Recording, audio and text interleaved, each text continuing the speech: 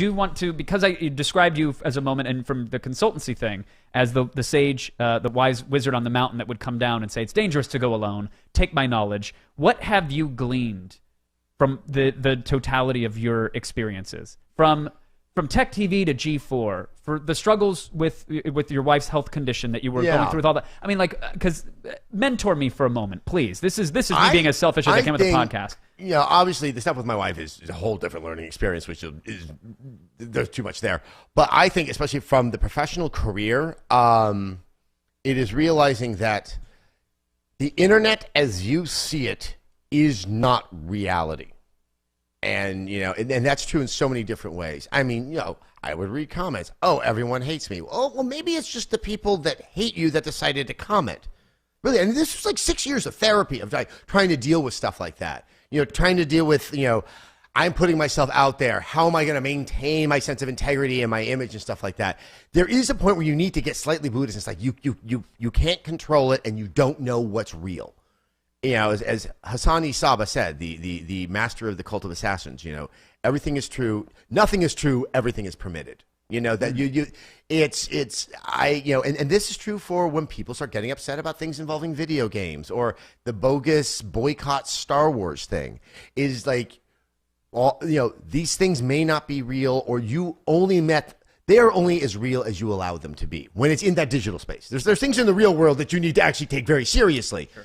But I think that, you know, as I get older, it's just like I'm just not going to get wrapped up in this and have it kind of just dominate my thought process and have it, you know, influence all of my decisions, you know, how I interact with other people. And for a lot of you guys out there, how you make decisions. Enjoy the damn game you enjoy. You are under no obligation to justify it. You are under no obligation to defend it. You are under no obligation to tell anyone you're playing that game. That's also one of the best things I do is I do not let anyone see what games I'm playing.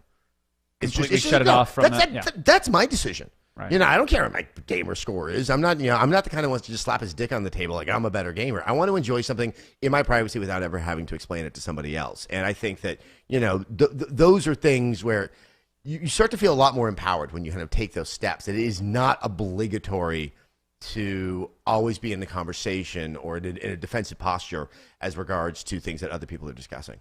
When you look back on all those years, are there, do you have regrets? Have you processed? Yeah. Look, yeah? I was not the nicest guy all the time. I mean, it's like, you know, I think moving to LA got even worse.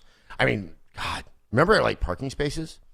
I mean, look, I wasn't like I was under influenced by, you know, being in Hollywood and on television. Like where you, especially at the old building, where you parked in relation to the door, and there's only a few of those spaces, definitely denoted what they thought about you. Mm-hmm. And then when I wasn't getting a reserved space over at the new building, and I'm like, well, they clearly hate me. I mean, it's just like, it just so fucked you up in the head because you are looking for a sense of value from things you cannot control, which are other assholes. And it's like that. You got to just pull back from that. Like you got to reclaim yourself. And I accept the fact that I was not always a wonderful person. I think it's wholly unfair. And that's another problem with the internet. To expect perfection is like we would just be in a nightmare civilization. Mm-hmm. That, you know, we are flawed. We should learn from our flaws and try to move forward, but also not expect that we will not do something flawed in the future. Well, that is the weird, bizarre, warped funhouse mirror that is social media. Because as I say time and time again, no one really takes to social media to broadcast that they've won the fight with their loved one, or that their belly feels particularly distended from too many tacos tonight. It's like the image that you portray, that foot that you're putting forward. Should I have a boil here? Exactly. Yeah. Anybody can identify this? I'm a little concerned. Yeah. Google tells me I should be as well. You know, the foot that goes forward is often a perfect one. It's got a really pristine sneaker on it, and yet, you know, we are all flawed. And because from that vantage point, you can then judge all others. Of course. Yeah. It is interesting because we were talking right before this thing started about, like, I was like, do you need anything before we get started? And you're like, I don't know what I need. I think I have everything I need. And so it's like when you come into a situation like Hollywood and Los Angeles and TV being made the way it was being made, and you're right, the parking space you had sent a very clear fucking message. Yeah. But, you know, 6 months prior to that, you might not have given a single fuck about where your car went. So corrupting. But then they tell you, oh, this is a reflection of a thing, and you don't have this thing, and this thing is now reflecting upon you, whether you like it or not. And that's the thing. And that, I think, what sometimes leads to, like, not the best behavior, because you're so worried about whether or not people think you're valuable that you start to test them just like a 2-year-old. You start to demand things, or you don't understand why someone's not there with the water when you want it. I mean, not that I actually did that, but it's it's those things, because it's coming from a place of deep-seated insecurity, because you've abdicated all sense of self-worth to other people, and they're not communicating to you as frequently as you would like how much you're worth.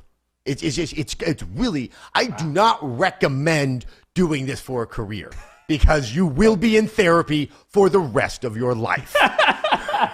And you know what? I think, and to tie it in, when my wife got sick, I think that was the most important thing, because it was like a depth charge. It was like, hold on, I know what's important, and it's the woman I love. And I didn't want to seem callous by trying to lump in your wife's issues with the G4 run, but I would have imagined that at that point in time, that was a bit of a lightning rod. Yeah, and it was, and I think it was just kind of a moment of clarity. It's like, okay, this is what's most important right now.